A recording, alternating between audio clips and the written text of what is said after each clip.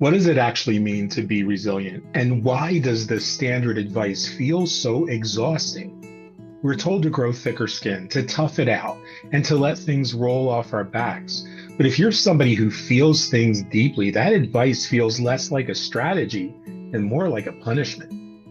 I'm a mental health and a recovery coach, and today we're going to take a deeper look at what resilience actually means for your daily life and why the old tough love model is broken, and what you can do to protect your peace without closing your heart to the world. And if we haven't met yet, my name is Dr. John Michael Salvato.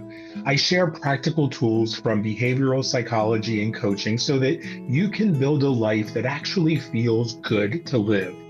If you want more of that in your feed, then please make sure you hit subscribe and like. And if you're inclined to hit share as well, it really helps our channel. Now let's get right into it. Think about the last time something drained you. Was it a massive life crisis or the cumulative weight of three small disagreements, a packed schedule, or a text message maybe that you didn't really know how to answer? True resilience isn't about becoming an unfeeling rock. Rocks get chipped and eventually they crack. Real resilience is more like bamboo. It bends, it yields, it absorbs the pressure and then bounces back into place. When you process this kind of flexibility, you begin to notice small shifts in your stress levels before they turn into full-blown burnouts.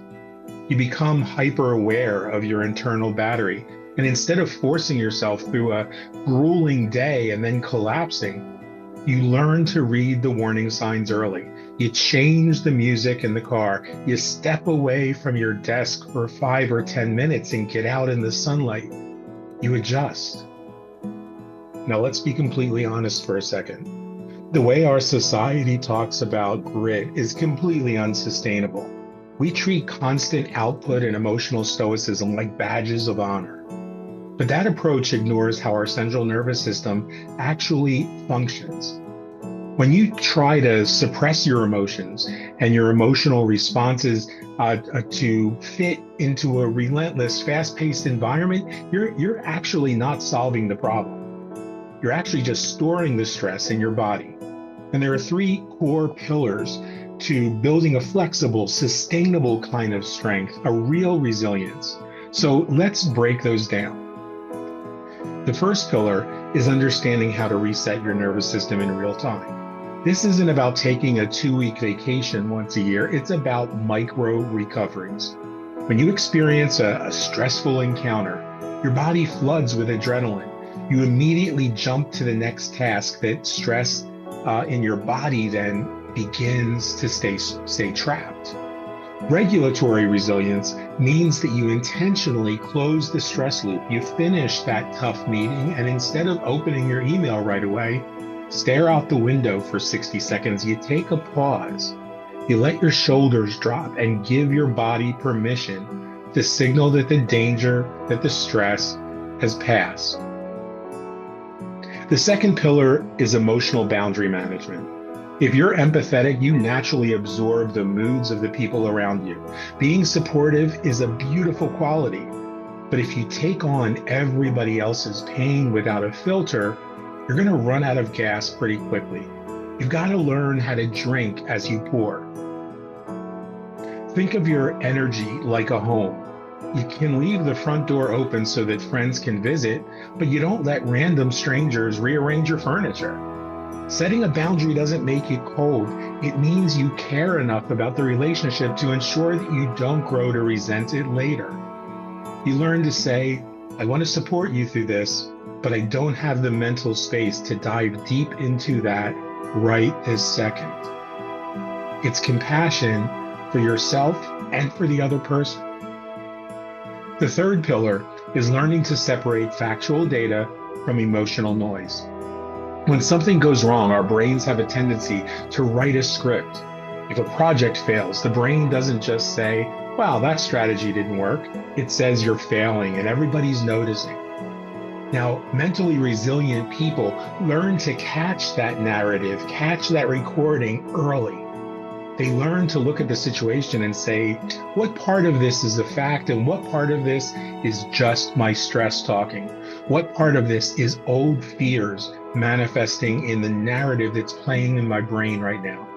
And when you strip away the story, the actual problem becomes much smaller and far easier to fix. Now, some people assume that building resilience means you have to stop caring about the outcomes or that you become cynical. The data, though, shows quite the opposite. Cynicism isn't strength, it's a defense mechanism designed to hide vulnerability. True resilience requires immense courage because it means that you keep your heart open to life, knowing that you've got the tools to handle whatever happens next. You don't need to change your core personality in order to be strong, in order to be resilient. You don't need to become louder. You don't need to become harsher or less sensitive to your surroundings. You just need to build a system that supports your natural wiring. So how do we put this into practice? Well, let's look at 4 practical steps that you can use and start using this week. The first one is honoring your recovery cycles. Simply accept that if you expend a lot of energy, then you require a lot of rest. Stop trying to match the pace of people who are wired differently than you. If an afternoon social gathering drains you, then plan for an hour of quiet time immediately after. No guilt, no apologies. Number 2 is the 10% rule. When you feel overwhelmed by a massive goal or a heavy situation, don't try to solve the entire thing at once. Instead, ask yourself, what is a small action step I can take right now that improves the situation by just 10%? It might be drinking a glass of water, making a phone call, taking that pause, or organizing a single drawer. Action cures anxiety. Number 3 is learning to shift your self-talk. When you hit a wall, notice the criticism that plays in your head. If you catch yourself thinking, I should be handling this better, stop and reframe it. Try saying, this is a heavy load, and it makes complete sense that I feel tired right now, or anxious right now, or disappointed right now. Self-compassion is the fuel. Self-criticism is the drain. And number 4 is finding your anchoring practices. Identify the quiet activities, the mundane acts that you can take that completely switch off your brain's threat center. Maybe that's weeding the garden or washing the dishes in silence. Maybe it's taking a walk with or without headphones. Find that one space where nothing is asking for your attention, and then protect that activity fiercely. The world requires people who care deeply, but it also requires that we stay whole while we're doing it. Prioritizing your recovery, setting your metrics for success, and giving yourself some grace along the way is the key to mental resilience.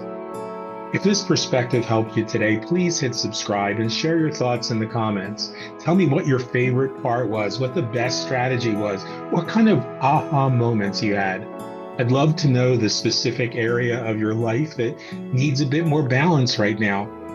Thanks for watching, and I'll see you in the next video.